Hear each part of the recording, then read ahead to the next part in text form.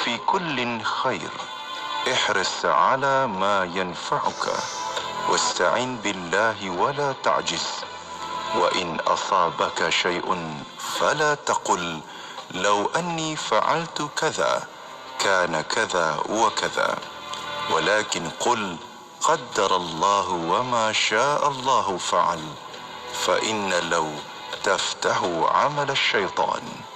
Maksudnya, orang mukmin yang kuat lebih baik dan lebih dicintai oleh Allah daripada mukmin yang lemah. Pada setiap perkara ada kebaikan. Tekunlah kamu atas sesuatu yang bermanfaat bagimu. Mintalah pertolongan kepada Allah dan janganlah kamu berputus asa. Jika kamu ditimpa sesuatu bencana, janganlah berkata, kalaulah aku berbuat demikian, maka akan menjadi demikian dan demikian. Akan tetapi berkatalah, Allah telah mentakdirkan dan barang yang dikehendaki oleh Allah, pastilah Allah akan lakukan. Kerana kata-kata lau, iaitu kalaulah, dapat menjadi pembuka perbuatan syaitan. Amsayna wa amsal mulku lillah walhamdulillah la ilaha illallah wahdah la syarika lah lahul mulk wa lahul hamd wa huwa ala kulli shay'in qadir. Rabbi as'aluka khayra ma fi hadhihi al-layla wa khayra ma ba'daha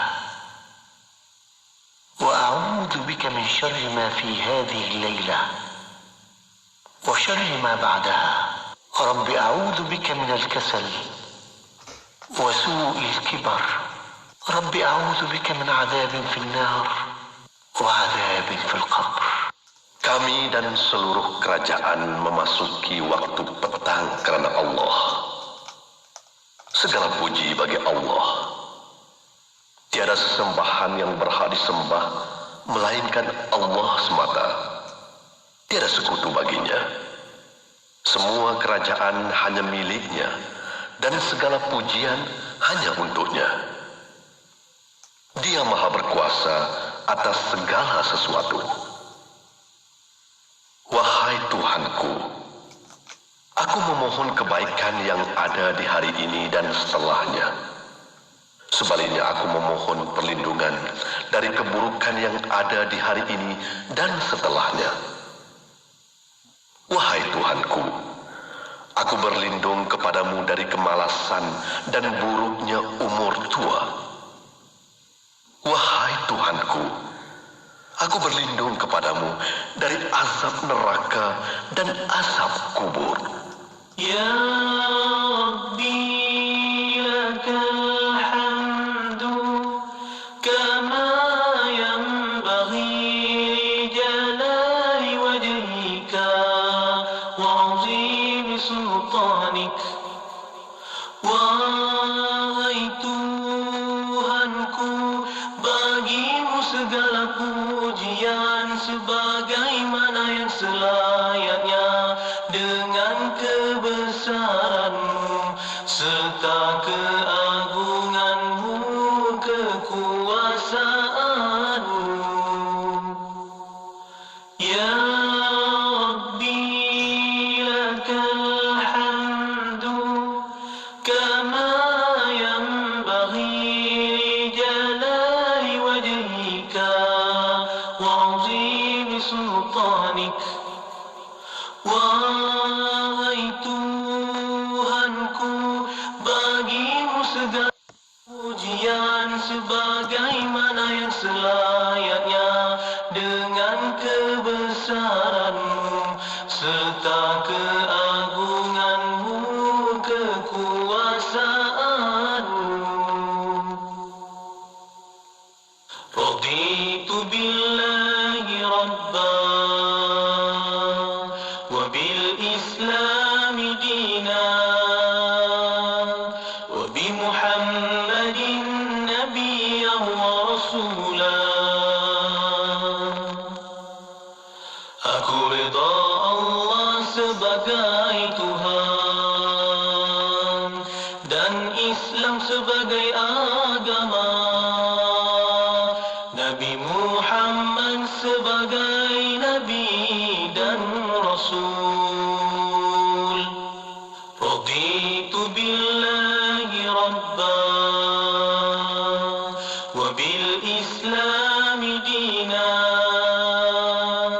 wa bi Muhammadin nabiyyan wa rasula. Aku rida Allah sebagai Tuhan dan Islam sebagai agama, Nabi Muhammad sebagai Nabi dan Rasul. Pengisian yang bermakna di Destinasi IKIM bersama Syafiq Saleh dan Mona Jasman. Semestinya di IKIM, Inspirasi Inforia Islami. Alhamdulillah, anda sedang bersama Destinasi IKIM bertemankan Syafiq Saleh dan juga Mona Jasman. Alhamdulillah. Apa khabar anda di luar sana? Semoga dipermudahkan segala urusan.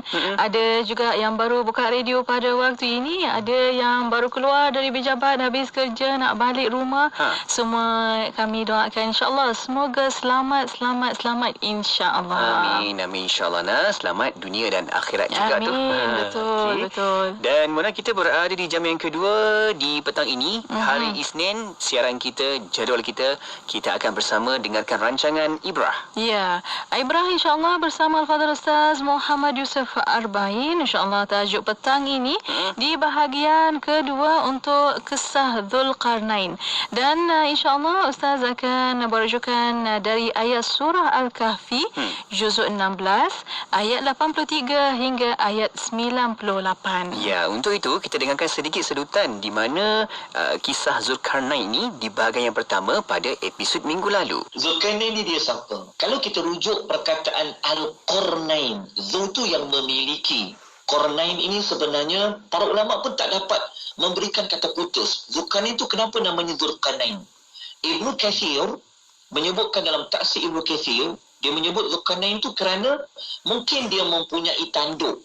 Kan orang dulu pakai macam maharaja kan pakai macam dua tanduk. Mungkin dia kata begitu. Dan ada juga mengatakan maksud dua tanduk Qarnain tu memiliki dua tanduk tu merujuk simbolik kepada dia boleh menguasai timur dunia, dia boleh menguasai barat dunia. Masya Allah. Itu dia episod yang pertama. Petang ini kita sambung lagi kisah dan juga sejarahnya macam mana kita nak tahu. Dan sebenarnya kita buka ruang peluang pada anda untuk tanyakan soalan-soalan di media sosial kita. Ya, para pendengar boleh hantarkan soalan anda melalui WhatsApp konti 0112900404 dan juga boleh tinggalkan soalan anda di FB Live IKIM FM. Ya, jangan lupa kejap lagi kita akan dengarkan rancangan Ibrah. Terus setia bersama kami di Destinasi IKIM. Inspirasi Inforia Islami. Oh ya Jamalu ya Jamalu, oh ya Jamalu ya Jamalu, oh ya Jamalu ya Jamalu, Sidana Nabi ya Jamalu.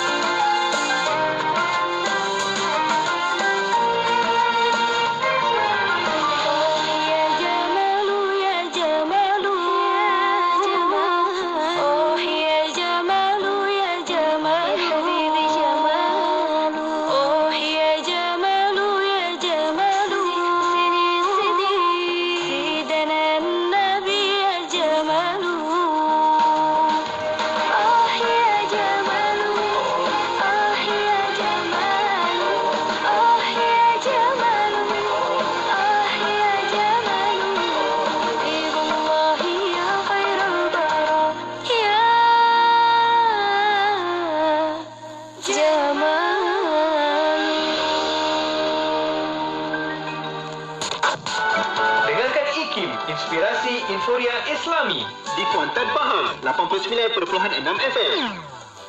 Allahumma salli ala Sayyidina Muhammad wa ala alihi wa sahbihi wa barik wa salim. Alhamdulillah, kita masih lagi berada di Destinasi IKIM bertemankan Syafiq Saleh dan juga Mona Jasman. Ya, Alhamdulillah. Apa khabar anda di luar sana? Semoga dipermudahkan segala urusan untuk hari ini. Dan Alhamdulillah, untuk petang ini kita sambung kembali bersama rancangan ilmu kita untuk petang ini hari Isnin. InsyaAllah bersama rancangan Ibrah. Syukur. Alhamdulillah, itu pengajian kita Mona di setiap Isnin petang. Dan untuk itu, kalau anda yang tengah tonton di Facebook Live IKIM FM, kita sedang bersiaran di talian waktu ini bersama dengan tetamu kita Al-Fadhil Ustaz Muhammad Yusuf Arba'in yang dah pun bersedia itu. Masya Allah. Assalamualaikum Ustaz. Waalaikumsalam warahmatullahi wabarakatuh. Apa khabar Ustaz? Alhamdulillah, syukur. Masya Allah Ustaz. Okey ke Ustaz kat rumah, di tempat, di pejabat tu Ustaz? Alhamdulillah, Alhamdulillah. Allah, kita harapkan moga baik-baik aja Ustaz dalam pertemuan kita, walaupun dalam siaran kita ni di dalam talian tapi tetap semuanya okey, baik-baik belaka deh. Gitu Ustaz InsyaAllah. Ya kan Ustaz? Ustaz baik-baik insyaAllah. Amin. Alhamdulillah. Dan bersama para pendengar, kita membawa secara langsung di FB Live IKIM FM. Boleh tonton di situ. Dan juga kalau ada pertanyaan, soalan, boleh hantarkan soalan anda melalui WhatsApp konti 0112900404 dan juga boleh tinggalkan soalan anda di FB Live IKIM FM. Benar. Hari ini insyaAllah petang ini akan sambung kembali bahagian kedua untuk kisah Dzulqarnain. Ya, bagaimana kisah dan juga sejarahnya? Ayo kita sama-sama juga nak merujuk dalam surah kita Mona, rujukannya. Surah Al-Kahfi juzuk 16 ayat 83 hingga ayat 98 insya-Allah. Baik Ustaz, di awal ni Ustaz kita nak sambung lagi Ustaz kisah ni Ustaz, bagaimana yang diceritakan oleh Allah tentang Dzulqarnain. Silakan Ustaz. Bismillahirrahmanirrahim. Assalamualaikum warahmatullahi wabarakatuh. Alhamdulillah wassalatu wassalamu ala Rasulillah wa ala alihi wa sahbihi wa man wala amma ba'd. Sidang pendengar, sidang penonton, tuan-tuan dan puan-puan yang Allah rahmati lagi Allah kasih sekalian, moga-moga kita semua sentiasa diberikan rahmat oleh Allah, kita diberikan perlindungan oleh Allah Subhanahu wa taala, diberikan kesihatan, dilapangkan dada dan kita dibukakan hati-hati kita untuk kita mengambil ibrah. Kita mengambil pelajaran daripada kisah seorang raja yang mulia, seorang raja yang mempunyai kelebihan-kelebihan yang Allah beri kepada beliau, yang mana beliau ini dinamakan oleh Allah di dalam Al-Quranul Karim sebagai nama Dzul Al-Qarnain.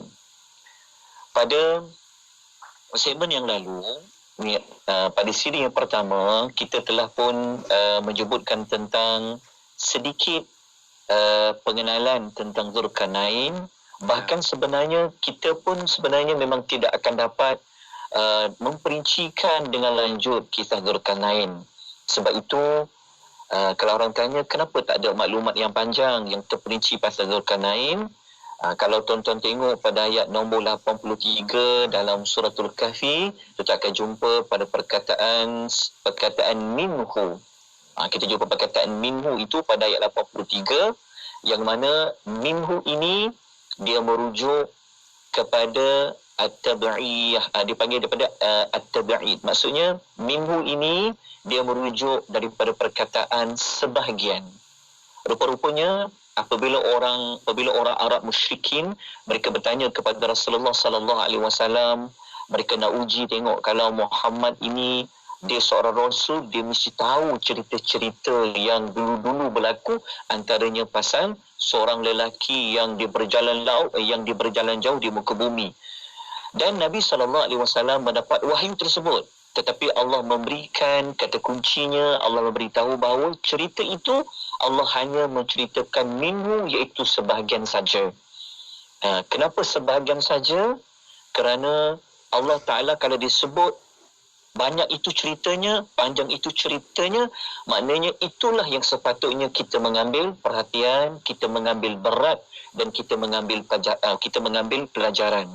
Mana-mana fakta, mana-mana maklumat yang tidak diceritakan oleh Allah, tidak diceritakan oleh Rasul sallallahu alaihi wasallam dalam hadis, maka kita sebaik-baiknya kita tidak memperincikan dia kerana kita tidak tahu sama ada dia benar ataupun tidak benar. Yang paling penting adalah apakah pelajaran, apakah pengajaran utama yang kita boleh ambil daripada kisah Dzulqarnain. Baik. Kalau kita perhatikan pada ayat yang berikutnya, ayat nombor 84, tuan-tuan dan puan-puan, kalau ada Quran ataupun kalau buat catatan, sila catatkan ataupun bulatkan ataupun highlightkan pada perkataan inna makanna lahu. Perkataan makanna lahu. Kadang-kadang kita tak ambil perhatian pada perkataan makanna lahu. Kerana perkataan makanna lahu ni di antara ayat ni 83 ni, kalau kita perhatikan baik-baik pada perkataan makanna lah, perkataan makanna lahu ni kita bahasakan dalam bahasa yang mudah, ialah sesuatu kekuasaan, sesuatu pengaruh, sesuatu kemuliaan yang Allah beri kepada seseorang. Sebab itu sesiapa yang Allah menyebut dia dapat, kalau dijumpa perkataan makanna di dalam Al-Quran, dia merujuk kepada orang itu, insan itu, Allah beri dia kekuasaan, Allah beri dia kerajaan, Allah beri dia kepandaian, Allah beri dia darjat, Allah beri dia pangkat. Sebab tu kalau kita buka dalam Al-Quran, kita akan jumpa perkataan makana diulang sebanyak 13 kali di dalam Al-Quran. Bahkan dalam kisah Dzulqarnain ini, kita akan jumpa kali kedua perkataan makana, iaitu pada ayat nombor 95 yang kita akan baca nanti, yang Dzulqarnain dia mengatakan kepada satu kaum, dia kata apa? Ma makanni fihi rabbi. Kenapa kita tekankan, kita nak ambil perhatian daripada perkataan makana itu, perkataan makana pada perkataan makan ni? Kerana kalau kita lihat perkataan itu, semua perkataan makana dia 13 tempat di dalam Al-Quran, antaranya Allah juga pernah menggunakan perkataan makana kepada kisah Nabi Allah Yusuf. Semua orang sedia maklum bagaimana Nabi Yusuf dia boleh mentadbir bumi Mesir. Tetapi bagaimana dia boleh mentadbir bumi Mesir? Bagaimana Dzulqarnain dia boleh berjalan dengan 3 perjalanan yang kita akan ulaskan nanti. Semua itu sebab itu perkataan makana ni penting, kerana setiap perkataan makana ia akan merujuk, dia akan kembali kepada Allah Subhanahu wa taala. Maknanya perkataan makana ini, ibrah dia adalah Allah sebenarnya nak tunjukkan kepada kita bahawa mungkin orang akan nampak Dzulqarnain tu, wow, dia hebat. Masya-Allah, Dzulqarnain ini dia boleh berjalan pelusuk dunia. Tetapi kita jangan lupa untuk melihat perjalanan itu, kehebatan Dzulqarnain itu bukan dia yang dapat sendiri. Bukan datang kerana usaha dia sendiri, sebenarnya tidak. Tetapi bagaimana dia boleh menjadi seorang manusia yang hebat, dirakamkan dalam Al-Quran. Semuanya itu adalah daripada kehendak Allah, semua itu adalah daripada izin Allah, semua itu adalah di atas rahmat dari Allah Subhanahu wa taala. Bermakna kisah Dzulqarnain ini kita boleh lihat dari sudut keimanan, dari sudut akidah, dari sudut tauhid. Tauhidnya macam mana? Kerana sebarang kekuasaan, sebarang kekuatan, sebarang pangkat dan darjat, tidak ada orang yang boleh dapat, tidak ada orang yang boleh perolehi, melainkan ianya diizinkan oleh Allah, melainkan ianya adalah datang dari Allah Subhanahu wa taala. Okey, itu untuk penekanan kepada perkataan makanalah. Ya. Baik. Seterusnya tuan-tuan dan puan yang dirahmati oleh Allah Subhanahu wa taala, kita akan perincikan lagi insya-Allah sebentar lagi bagaimana Allah Taala menjelaskan apakah apakah bukti perincian kepada Makkana, iaitu Allah berikan kepada Zulkarnain ini kekuasaan, pangkat, kekuatan? Apakah perincian tersebut? InsyaAllah, jangan ke mana-mana, kita akan jumpa sebentar lagi. InsyaAllah perincian dia tu supaya kita lebih faham dan juga lebih tahu dengan apa yang diceritakan oleh Allah Subhanahu Wa Taala. Alhamdulillah. Terima kasih Ustaz atas pencerahan dan untuk waktu ini kita berehat seketika. Kita akan kembali selepas ini. Terus setia bersama kami.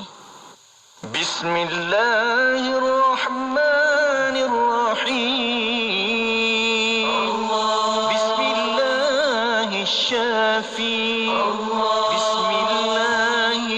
الكافي بسم الله المعافي بسم الله الذي لا يضر مع اسمه شيء في الأرض ولا في السماء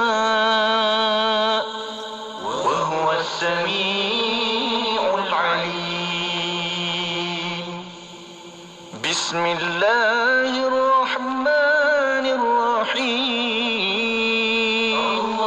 بسم الله الشافي بسم الله الكافي بسم الله المعافي بسم الله الذي لا يضر مع اسمه شيء في الأرض ولا في السماء وهو السميع العليم بسم الله الرحمن الرحيم بسم الله الشافي بسم الله الكافي بسم الله المعافي بسم الله الذي لا يضر مع اسمه شيء في الأرض ولا في السماء وهو السميع العليم بسم الله الرحمن الرحيم بسم الله الشافي بسم الله الكافي بسم الله المعافي بسم الله الذي لا يضر مع اسمه شيء في الأرض ولا في السماء وهو السميع العليم بسم الله الرحمن الرحيم بسم الله الشافي بسم الله الكافي بسم الله المعافي بسم الله الذي لا يضر مع اسمه شيء في الأرض ولا في السماء وهو السميع العليم. Inspirasi, Inforia, Islami, semuanya di IKIM. Bismillah, alhamdulillah, wassalatu wassalamu ala rasulillah. Alhamdulillah, masih bersama Destinasi IKIM pada waktu ini untuk rancangan Ibrah. Ya, kita masih lagi menghayati perbincangan ilmu bersama dengan tetamu kita Al-Fadhil Ustaz Muhammad Yusuf Arba'in untuk kita bincang dengan tajuk kita pada petang ini di bahagian kedua dah ni tentang Zulkarnain. Ya, alhamdulillah. Dan para pendengar boleh hantarkan soalan anda melalui WhatsApp konti 0112900404 dan juga boleh tinggalkan soalan anda di FB Live IKIM FM. Ya, jom nak sambung lagi Ustaz. Apa perincian yang dikatakan, yang diceritakan tentang peribadi Zulkarnain ini, Ustaz? Silakan Ustaz. Ya. Sidang pendengar muslimin dan muslimat rahimani wa rahimakumullah, kalau kita rujuk dalam ayat-ayat bermula pada ayat nombor 85 sehingga ayat nombor 98. Ya. Kita akan jumpa 3 kali perkataan sababa. Kita akan jumpa perkataan sababa. Okey, kata kunci kepada apakah kekuasaan ataupun apakah kehebatan, apakah darjat, apakah kemuliaan yang Allah berikan kepada Zulkarnain ini. Allah mengatakan wa atainahu min kulli syai'in sababa. Pada ayat 84 Allah mengatakan bahawa kami telah beri kepadanya apa saja jalan bagi menjayakan tiap-tiap sesuatu yang diperlukan. Maksudnya kalau Zulkarnain ni dia nak apa, maka Allah akan berikan dia jalan untuk dapat, untuk dia penuhi apa yang diperlukan. Maksudnya apa saja yang Zulkarnain perlukan, Allah akan berikan kepadanya jalan. Batu pada perkataan sababa. Jadi sababa inilah merupakan bukti ataupun bentuk at-tamkin ataupun makanah yang Allah beri kepada Zulkarnain. Jadi sudut besar pengajaran kisah Zulkarnain ini kita boleh kaitkan dengan raja-raja yang ada sekarang. Kita boleh kaitkan dengan pemerintah-pemerintah, dengan pemimpin-pemimpin, dengan sultan, dengan sesiapa saja yang Allah memberikan kekuasaan kepada mereka, Allah memberikan kepada mereka akan kelebihan, tetapi bagaimanakah mereka menggunakan kelebihan, menggunakan kekuasaan, menggunakan kita panggil apa, kepimpinan mereka di dalam pemberian yang Allah beri kepada mereka. Jadi daripada kisah Zulkarnain ini, maka kita akan dapati Allah Ta'ala menceritakan kepada kita ada tiga peristiwa besar, iaitu perjalanan yang dilakukan oleh seorang raja yang beriman, iaitu Zulkarnain. Kenapa dia berjalan? Berjalan tu kalau kita akan dapati dalam ayat bermula 85 sampai 98, ini kita sedia maklum sebenarnya.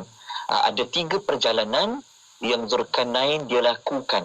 Kerana Allah dah bagi dia kekuasaan, Allah bagi dia kekuatan ketenteraan, Allah beri dia ramai pengikut-pengikutnya, maka dia gunakan apa faedah itu, kelebihan itu Allah bagi. Kalau tadi kita dah sebut, semua kelebihan, kekuasaan, kekuatan itu Allah yang izinkan, Allah yang beri. Kalau tanpa Allah, baru dia tak akan berlaku. Tetapi kalau Allah dah bagi, Allah dah kurniakan kita ada kekuasaan, maka apa kita gunakan? Dari Zulkarnain ini, dia telah melakukan 3 perjalanan yang jauh. Dia telah buat, dia turun jumpa dengan rakyat-rakyat di bawah dia. Dia pergi berjalan. Perjalanan ni ada 3. Perjalanan yang pertama, itu beliau berjalan menuju ke tempat terbenamnya matahari. Maknanya dia berjalan ke mana? Dia berjalan menuju ke barat dunia. Dia berjalan ke tempat terbenam matahari. Maknanya dia pergi barat lah, sebab matahari terbenam di barat. Okey. Perjalanan pertama ini Allah ceritakan pada ayat 85 hingga 88. Kemudian Zulkarnain ini dia buat pula perjalanan yang kedua. Dia pergi mana? Dia pergi ke timur pula. Dia pergi masyriq. Dia pergi ke timur. Timur itu macam mana kita tahu dia pergi ke timur? Kerana Allah menyebutkan dia pergi satu tempat yang mana tempat itu didapati matahari tenggelam. Tempat tenggelamnya matahari, itulah matahari tenggelam di timur. Perjalanan yang kedua ini terletaknya pada ayat nombor 89 sehingga 91. Kemudian Zulkarnain, Masya Allah, beliau ini Allah berikan dia kekuasaan, Allah berikan dia kekuatan ketenteraan, dia ada aset-aset, dia ada segala-galanya. Tetapi bagaimana dia manfaatkan, bagaimana dia ambil peluang, bagaimana dia gunakan kesemua yang Allah beri kepada dia. Maka dia buat lagi satu perjalanan. Bagi dia tak cukup dengan 2 berjalan, maka dia turun pula pergi melihat. Teruslah dia pergi menjajah, dia pergilah berjalan lagi. Akhirnya yang ketiga, dia pergi ke utara dunia, dia pergi ke Syamal, dia pergi ke utara. Di situ dia akan jumpa tempat itu, dia bertemu dengan ada dua gunung. Perjalanan yang ketiga ini terletaknya pada ayat nombor 92 sehingga ayat nombor 98. Maknanya setiap satu perjalanan dia sampai ke tempat itu, dia akan jumpa satu kaum. Dia pergi perjalanan kedua, dia jumpa satu kaum lagi. Dia pergi perjalanan ketiga, dia jumpa satu kaum lagi. Ketiga-tiga tempat yang dia pergi tu, dia jumpa ketiga-tiga jenis manusia yang berbeza-beza. Kenapa berbeza-beza? Sebab itu pentingnya. Kalau kita nak luaskan pengalaman, kalau kita nak lihat, kalau kita nak luaskan ilmu kita, maka kita berjalanlah. Kalau tak cukup kita berada di Malaysia, kita pergilah berjalan ke negara-negara yang lain. Tetapi Zulkarnain, Masya Allah, Allah bagi kelebihan kepada dia, dia manfaatkan dia berjalan. Di sini sebenarnya ibrah dia yang kita boleh belajar adalah bagi sesiapa yang Allah berikan dia kekuasaan, Allah berikan dia kemampuan, Allah bagikan dia macam dia ada kekuasaan, dia seorang yang mempunyai kuasa, maka daripada cerita Zulkarnain ini dia memberi ibrah yang besar bahawa apa? Turunlah, kita panggil apa? Turunlah ke lapangan. Sebagai seorang pemerintah, sebagai seorang pemimpin, sebagai seorang raja dan sebagainya, maka ambil kisah Zulkarnain ini, kita tiru Zulkarnain, buat apa? Pergilah berjalan, tengok rakyat-rakyat yang ada di sekeliling. Tengoklah anak-anak buah yang ada.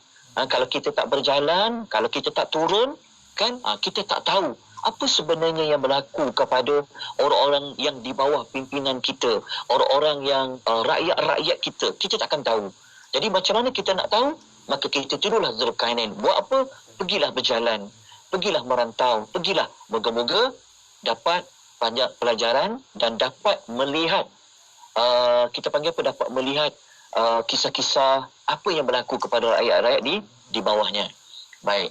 Tuan-tuan dan puan yang dirahmati oleh Allah Subhanahu Wa Taala, kita lanjutkan perbincangan kita, cerita kita ini dengan perjalanan yang pertama. Saya yakin orang di luar sana, tuan-tuan dan puan, dah tahu dah kisah ni, perjalanan dia bagaimana. Tetapi paling penting kita nak mengambil pelajaran dia. Maka perjalanan dia yang pertama, kita dah sebutkan tadi, dia buat apa tuan-tuan dan puan? Zulkarnain, dia pergi ke tempat matahari yang terbenam. Maknanya dia pergi mana? Dia pergi barat. Ketika mana dia berjalan ke barat itu, kalau ini tuan-tuan boleh tengok pada ayat 85 hingga 88. Saya tak bacakan ayatnya satu persatu, tetapi tuan-tuan boleh rujuk ayat 85 sampai 88, perjalanan Zulkarnain yang pertama. Yang mana perjalanan yang pertama ini, Zulkarnain apabila dia sampai tempat dia nak berhenti itu, tempat matahari terbenam, dia dapati tempat itu, dia nampak matahari itu terbenam seperti dia berada di sebuah mata air yang hitam berlumpur. Okey, sebab matahari terbenam. Okey, ketika itu cuma tempat spesifiknya di mana, wallahu ta'ala alam. Sebab matahari terbenam ni di banyak tempat. Ada orang mungkin nampak matahari terbenam di sebalik gunung. Ada orang nampak matahari terbenam mungkin nampak di tengah lautan. Wallahu ta'ala alam. Tetapi itu perjalanan dia yang pertama. Apabila dia sampai dekat sana, dia jumpa satu kaum. Dia jumpa satu kaum. Apa Zulkarnain buat? Apa yang Allah suruh dia buat? Yang ini insya-Allah kita akan sambung sebentar lagi, tuan-tuan dan puan-puan. Jangan ke mana-mana. InsyaAllah. Pasti ada contoh-contohnya tu kan. Dengan cerita dan juga pengajaran yang boleh kita ambil. Masya Allah, insyaAllah. Kejap lagi, Ustaz akan maklumkan apa kisahnya itu. InsyaAllah. Dan para pendengar, terus setia bersama kami. Kita berehat seketika pada waktu ini. Kita akan kembali selepas ini. 93.9 FM di Kota Kinabalu, Sabah. IKIM, Inspirasi Inforia Islami. Ayo sertai kempen Jom Menyumbang RM50 demi pembebasan Masjid Al-Aqsa dan Palestin. Hubungi kami 03-8926-7019 dan layari Facebook Aman Palestin. Dengan roh, dengan darah, kami berkorban untukmu, Ya Aqsa. Susah cari seluar yang selesa? Ya. Seluar yang sopan? Ya. Seluar muslimah? Ya. Cacas jual seluar. Banyak saiz dan gaya. CAS Cacas. Pilihan nombor 1 Malaysia. Jom tengok FB atau IG Cacas. CACAS. Website cacas.com.my. Butik-butik Cacas, dropship Cacas atau 013-795-5874. 013-795-5874. Manusia, apabila dia meminta kepada manusia, kadang-kadang orang yang diminta kepadanya itu merasa tidak senang dan kadang-kadang mengundang murkanya. Masalahnya, kenapa kita tidak berfikir kepada Allah yang Maha Kaya, yang tidak pernah memarahi kita akibat permintaan kita? Tetapi aneh bagi Allah, Dia murka kepada orang yang tidak meminta-minta padanya. Inilah kasih dan sayang Allah.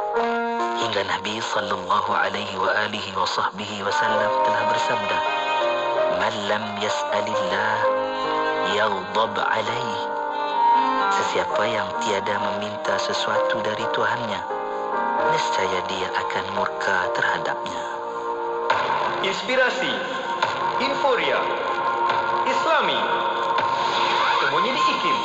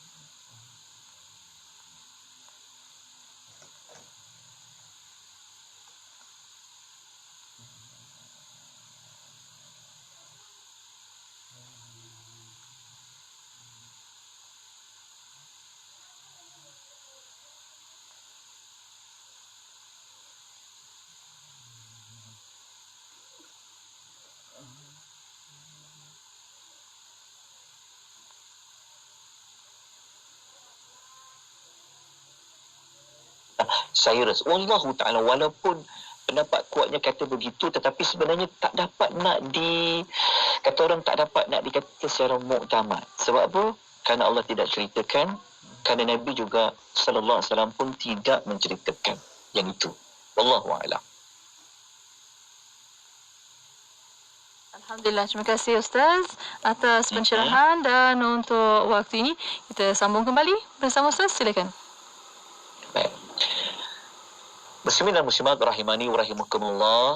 Dzulkarnain, masya-Allah, dengan kelebihan Allah beri kepada beliau, beliau turun melihat rakyat-rakyat di bawah dia, apa terjadi dengan rakyat-rakyat di bawah dia. Maka ketika dia sampai satu tempat matahari terbenam, maka apa yang didapati? Al-Quran, Allah ceritakan kepada kita seperti mana Allah ceritakan pada Rasulullah sallallahu alaihi wasallam. Nabi sampaikan kepada orang Arab musyrikin, sampailah kepada kita, yang mana Nabi Allah mengatakan bahawa ketika mana Nabi Dzulkarnain dia sampai kepada kaum itu, Allah kata wa wajada indaha qauma, ayat 86.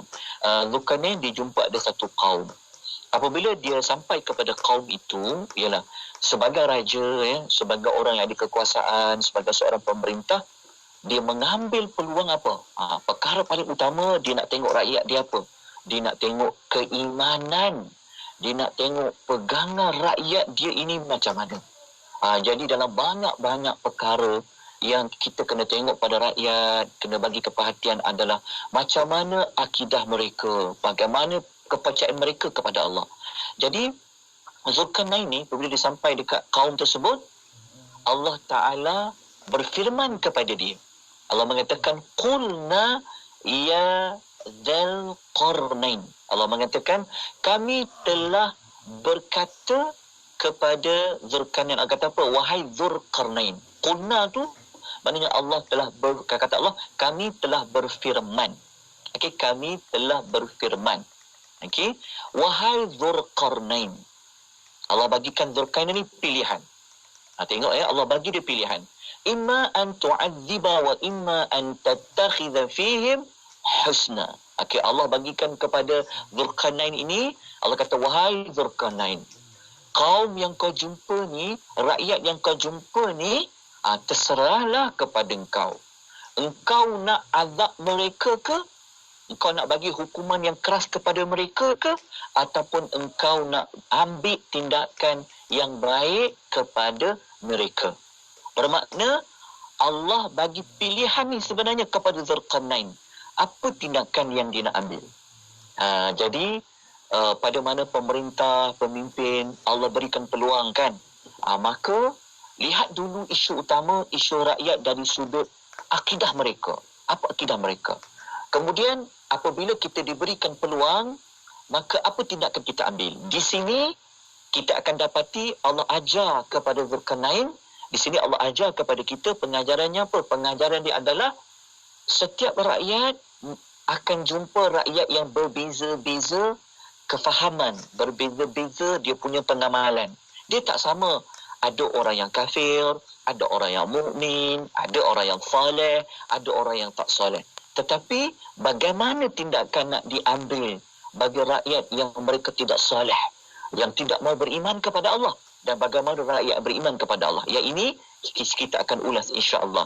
Tapi sebelum itu, kalau kita tengok pada ayat nombor 86 tu, kalau tuan-tuan boleh bulatkan ataupun gariskan ataupun highlightkan pada perkataan qulna ya Dzulqarnain. Perkataan qulna ni, kami telah berfirman kepada Dzulqarnain tu, perkataan qulna ini menjadi titik perbahasan para ulama tafsir, pada ulama sejarah tentang Dzulqarnain ni, dia nabi ke dia tak nabi? Macam mana boleh bincang macam tu? Kerana perkataan qulna ya Dzulqarnain, perkataan kami telah berkata, berfirman kepada Dzulqarnain. Perkataan qulna tu dia menjadi titik perbahasan. Para ulama bincang, Dzulqarnain dia nabi ke dia tak nabi? Okey, ada 3 pendapat di kalangan para ulama tafsir. Pendapat pertama kata dia memang nabi. Dia memang salah satu nabi yang Allah lantik. Okey. Pendapat yang kedua kata, dia bukan nabi. Walaupun kita jumpa perkataan qulna, kami berfirman, sebenarnya bukanlah bentuk wahyu macam beri kepada nabi tu, tetapi dia adalah seorang lelaki yang saleh, seorang raja yang adil, seorang raja yang saleh. Tapi macam mana dia boleh dapat qulna itu? Para ulama mengatakan yang pendapat kedua kata dia bukan nabi. Kenapa? Kerana dia berbentuk ilham. Dia berbentuk, Allah berikan kepadanya ilham. Mereka datangkan contoh. Tengok macam mana kisah Ibu Musa, contoh kan. Macam mana dia boleh dapat, macam mana Allah boleh bercakap kepada dia? Ini dipanggil ilham. Ini pendapat yang kedua. Pendapat yang ketiga, pendapat ketiga ni merupakan pendapat yang pada fikiran saya dan saya melihat pada kajian-kajian para ulama, pendapat ketiga ni dia lebih selamat untuk kita pegang. Apa dia pendapat ketiga ni? Kita tawakuf. Tawakuf ni maksudnya apa?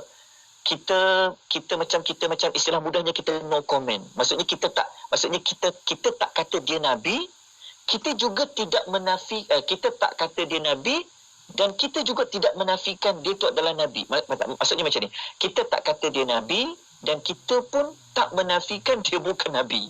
Pendapat ketiga ni kita tawakuf. Kenapa kita kena tawakuf? Sebab kita bimbang untuk cakap sesuatu tanpa ilmu, tanpa fakta, dan sebenarnya tak ada dalil yang kuat. Kerana apa tuan-tuan? Kalau kita rujuk dalam surah An-Nisa ayat 164, tuan-tuan catat ni surah An-Nisa ayat nombor 164. Dalam surah An-Nisa ayat 164, Allah ada sebut kepada Rasulullah sallallahu alaihi wasallam, Allah bagi tahu bahawa rasul-rasul ada yang Nabi Muhammad sallallahu alaihi wasallam dia dapat tahu. Dan ada rasul-rasul yang Allah lantik yang Allah utus yang Allah tak cerita pun kepada Nabi Muhammad sallallahu alaihi wasallam. Maknanya daripada ayat 164 ni menjadi satu pegangan untuk kita kata bahawa ada rasul yang Allah cerita kepada Nabi, yang Allah ceritakan, ada rasul kita tak tahu tapi Allah wujud dia rasul. Ada rasul itu tapi Allah tak bagi tahu. Ya Allah bagi tahu kepada kita 25. Jadi Dzulqarnain ini mungkin juga termasuk salah satu rasul yang Allah tak cerita kepada Nabi Muhammad, tak cerita pada kita, mungkin juga. Sebab itu kita mengambil pendapat kita kata kita tawakuf. Kenapa saya nak kena terangkan benda ini? Kerana inilah cara kita berinteraksi, cara kita baca ayat Quran. Kalau kita jumpa satu kalimah-kalimah itu, bagaimana kita nak macam mana kita nak faham ayat itu, cara kita nak keluarkan pendapat-pendapat. Tapi ada 3 pendapat. Yang kata dia Nabi, ada kata bukan Nabi, dan pendapat ketiga kita tawakuf. Oleh sebab itulah tadi saya menjawab soalan apabila ada sahabat bertanya di mana tempat tinggal dia, kan dia memerintah di mana, kan sebagainya. Maka disiplin dalam kita belajar, disiplin kita belajar dengan satu fakta. Sebab benda ni benda yang lalu, benda yang lepas. Maka kita tak boleh nak sabitkan, kita tak boleh nak kuatkan dia punya maklumat dia ni siapa, duduk di mana, merintah. Kerana apa? Kerana Allah tidak ceritakan. Kerana tidak ada ahli Nabi sallallahu alaihi wasallam yang menceritakan. Sebab itu perkataan minhu itu merujuk kepada sebahagian. Jadi untuk bincang seperti pada lanjut, untuk bincang secara lanjut pembahasan para ulama, walaupun ada yang menulis banyak kitab yang tulis pun, iaitu kita kena bincang pada perkara dan ruang-ruang yang lain. So moga-moga sedikit sebanyak dalam pertemuan kita setiap minggu ini tuan tahu apakah disiplin, apakah manhaj, apakah metodologi dalam kita mengambil satu fakta tentang kisah-kisah yang ada di dalam Al-Quranul Karim. Jadi untuk lanjutan dia, apa yang Dzulqarnain buat apabila Allah bagi pilihan kepada dia, nak bagi hukuman yang berat ke atau nak bagi mereka satu cara yang baik nak diambil kepada mereka. Yang ini tuan-tuan dan puan-puan, kita akan sambung pada segmen yang berikutnya insya-Allah. Kan sebab waktu kita pun sebenarnya agak terbatas, ya. Jadi tuan-tuan dan puan-puan jangan ke mana-mana, setia bersama dengan kami insya-Allah pada hari Isnin yang akan datang. Ya, insya-Allah. Alhamdulillah. Di akhirnya terima kasih kepada Al-Fadhil Ustaz Muhammad Yusuf Arbain, dan mungkin tinggal sedikit masa lagi Ustaz untuk kesimpulan dan kata-kata terakhir. Silakan. Ya. Baik, dia punya kesimpulan pengajaran dia tuan-tuan dan puan-puan, ya, kita doakan ya semoga pemerintah kita, siapa yang ada kuasa, turunlah ke lapangan, tengoklah rakyat-rakyat yang ada, apa masalah rakyat, apakah isu-isu yang berlaku, ya. Contohlah seperti Dzulqarnain, ya. Siapa-siapa yang dapat kuasa tu turun tengok, kalau ada banyak cawangan-cawangan jangan duduk dekat HQ saja, turun tengok apa yang berlaku dekat cawangan-cawangan ini, apa anak buahku jadi apa sebagainya. Itu di antara pengajaran yang boleh kita ambil. Wallahu taala a'lam. Alhamdulillah. Di akhirnya terima kasih banyak-banyak Fadhil Ustaz Muhammad Yusuf Arbain. Ustaz, insya-Allah kita jumpa lagi. Assalamualaikum. Waalaikumsalam warahmatullahi wabarakatuh. Alhamdulillah. Terima kasih kita ucapkan kepada sahabat pendengar juga yang sudi tonton di Facebook Live IKIM FM, dan sebenarnya kita boleh buat ulang kaji Muna. Ya, betul. Untuk sama-sama kita tonton semula di situ. Kita boleh sama-sama buat ulang kaji, belajar, dan juga terus kita sebar-sebarkan juga rancangan ibrah kita pada petang ini. Ya, insya-Allah. Dan para pendengar, terima kasih kepada anda bersetia bersama kami di Destinasi IKIM, Inspirasi Euforiah Islami. Inspirasi Euphoria Islami, semuanya di IKIM. Allahumma antas salam wa minkas salam wa ilaika ya'udus salam fahayyina rabbana bis salam wa adkhilna الجنة دار السلام تباركت يا ذا الجلال والإكرام اللهم أنت السلام ومنك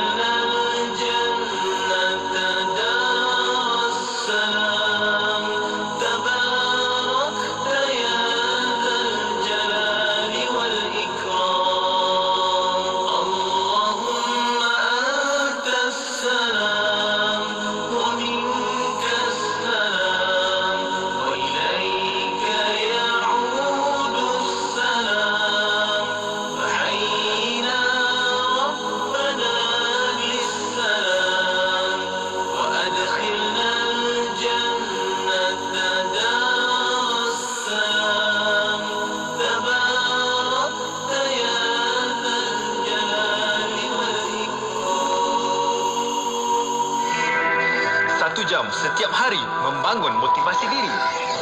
Dengarkan alunan ayat suci Al-Quran dan seruan azan bersama segmen Renungan Hikmah setiap hari jam 7 hingga 8 malam di IKIM, Inspirasi Inforia Islami. Peringatan kepada semua pemandu-pemandu. Lorong-lorong yang disediakan di negara kita ni ada 2, 3, 4 lorong. Ada yang 5 lorong pada satu hala. Dan kerajaan menghabiskan duit berjuta-juta walaupun tuan-tuan bayar tol, tetapi keselamatan itu diutamakan. Jadi lorong yang paling kiri itu adalah pemanduan yang bawah daripada 70 km sejam. Lain yang kedua 80, lain yang ketiga 90 dan lain yang lalu untuk lain memotong yang dalam sekali, ke kanan sekali itu adalah 110 had laju di negara kita. Jadi kalau tuan-tuan bawa kereta yang sisinya kecil, kenapa mesti duduk di lorong paling laju? Duduklah di lorong yang betul supaya anda selamat sampai ke destinasi. Jangan terkejar-kejar, nanti anda dikejarkan ke tempat lain. Ini yang payah nanti. Jadilah pemandu bijak, kocik selamat, jiwa selamat, harta selamat. Keselamatan diutamakan. Teruskan bersama IKIM, Inspirasi Inforia Islami.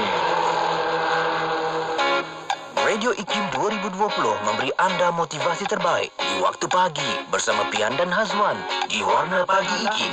Setiap Isnin hingga Jumaat 6 hingga 10 pagi. Orang yang pelik, orang yang hina pula adalah dia salah tetapi dia tidak meminta maaf kerana kesombongan, kerana keegoan dia dan seumpamanya. Diiringi dengan lagu-lagu nasyid terbaik di Malaysia.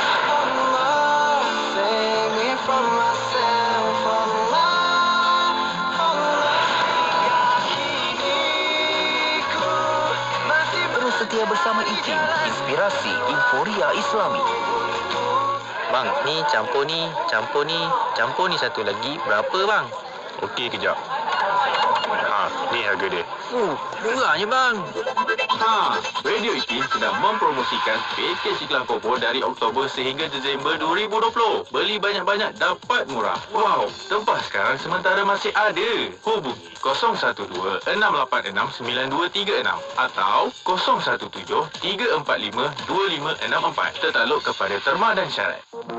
Buku baharu terbitan IKIM bertajuk Ahmad Ibrahim, Sahsiah Pemikiran, Sumbangan dan Ilmiah, mengisahkan kehidupan almarhum Profesor Ahmad bin Muhammad Ibrahim yang berkredibiliti, prolifik dan hebat dalam dunia perendangan Islam di Malaysia. Sumbangan ilmiah almarhum telah dibincangkan dalam pelbagai sudut termasuk perbandingan pemikiran, keuangan dan perbankan, takaful, undang-undang murtad, keluarga, komersial, jenayah syariah dan wakaf. Hasil tulisan termasuk anak beliau sendiri, rakan-rakan seperjuangan dan bekas pelajar beliau yang amat mengenali kepribadian dan mengagumi pemikiran almarhum. Jom dapatkan segera buku ini dengan tawaran diskaun menarik di www.ikimniaga.my atau hubungi Unit Pembangunan Ekonomi dan Pemasaran di talian 03-6204-6389 atau 03-6204-6388. Dapatkan sekarang. Hiburan mendidik jiwa hanya yang terbaik di IKIM, Inspirasi Inforia Islami.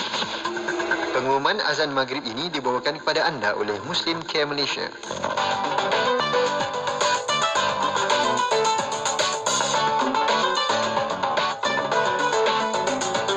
Sekarang disampaikan pengumuman waktu solat fardu maghrib bagi bandar-bandar utama di seluruh Malaysia untuk hari ini 2 Rabiul Awal 1442 Hijrah bersamaan 19 Oktober 2020. Kangar 7.4 malam, Alor-Star 7.3, Pulau Pinang 7.4, Ipoh 7.3, Kuala Lumpur, Putrajaya Shah Alam 7.1, Seremban 7 malam, Bandar Melaka 6.59 petang, Johor Bahru 6.53, Kuantan 6.55, Kota Terengganu 6.53, Kota Bahru 6.57, Miri 6.11, Kuching 8, Lahad Datu 5.52, Tawau 5.57, Kota Kinabalu 6.3 petang. Pengumuman azan maghrib itu tadi dibawakan kepada anda oleh Muslim Care Malaysia. Adik, tidur ya? Pejam mata tu. Adik nak kira bintang-bintang kat langit tu. Cerah malam ni kan, Bu? InsyaAllah, tak hujan malam ni. Rumah mereka sekadar berbumbungkan atap zinc bocor yang menanti roboh, berlantaikan tanah dan kayu rebut, berdindingkan papan dan kanvas yang sekadarnya menjadi teratak seisi keluarga untuk berlindung sehari-hari. Muslim Care Malaysia Society ingin mengajak para pendengar radio IKIM bersama membantu merealisasikan impian mereka bagi memiliki sebuah rumah yang selesa dan selamat untuk membesar dan mendidik anak-anak dalam projek Home to Live. Sumbangan boleh disalurkan ke akaun Maybank Muslim Care Malaysia 5644-9041-3882. Layari www.muslimcaremalaysia.my atau hubungi 011-500-50035. Muslim Care Malaysia Society, bantuan kemanusiaan merentasi sempadan. Tidak kira di mana jua, kami sentiasa bersama anda. IKIM, Inspirasi Inforia Islami. Berita dalam negeri ini dibawakan oleh Telekong Siti Hadijah. Dah tawan hati yang tersayang? Hadiahkan Telekong SK kepada yang tersayang. Kunjungi butik SK atau layari sitihadijah.com. Siti Hadijah, lambang cinta abadi.